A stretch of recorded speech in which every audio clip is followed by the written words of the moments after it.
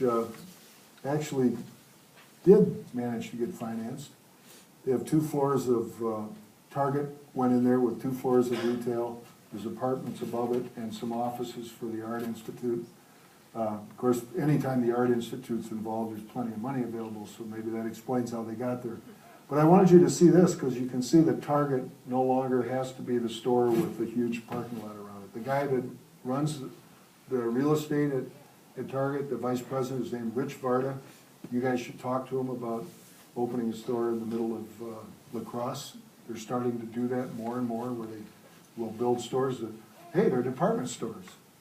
You know, I mean, we're not used to them actually thinking that way, but they are. All right, then finally, I just wanted to promote my own book, which I have a few copies of if anybody wants to buy it for the same price that I got it. But in The Wealth of Cities, the reason I wrote that, and I'll just close with this, is when I became mayor, even before that, when I was in the Assembly and Senate, everybody would talk about cities like pathology. Oh, the cities, you know, that's where poor people live, or and the worst offenders were the mayors. They'd come to the meeting and say, oh, it's really bad, you know, we had a riot. The mayor of Los Angeles, what are we gonna do? We had a riot, we need a federal program. No, they didn't need a federal program, they needed to not have a riot and go around telling everybody that they had the riot, give us money.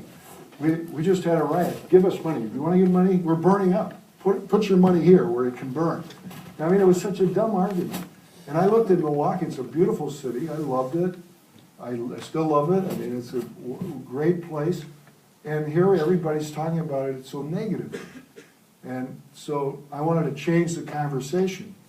And Milwaukee does have plenty of problems, there's no point in trying to deny that, I'm not trying to deny it, but it also has a lot of value. And if you don't recognize the value, you can't solve the problems. And so that's what it's all about. And I look at La Crosse, and La Crosse is a beautiful city. And there's little details that are so cool. Like, I went on a tour today, those railings that are along the river, they're just simple railings, but they're so beautiful. They're much more beautiful than expensive stuff that, people put plop art or monuments or, all this stuff. But there's just the little railing. That was chosen by, John Nolan did that.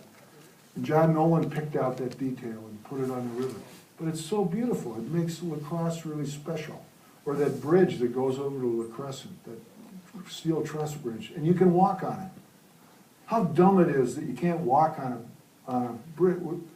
Although you can on the interstate bridge between Hudson and Minnesota, on I-94, you can walk on a bridge. I walked on it and I biked on it. But the idea that you could have a city and you couldn't even walk on a bridge is ridiculous. But that bridge is beautiful. I'm probably pointing in the wrong direction. So you should, pay attention to the details. You don't need to copy other cities so much. You need to copy La Crosse and the old parts of Onalaska, or even Holman for that matter. If you can find my Uncle David's grave, let me know.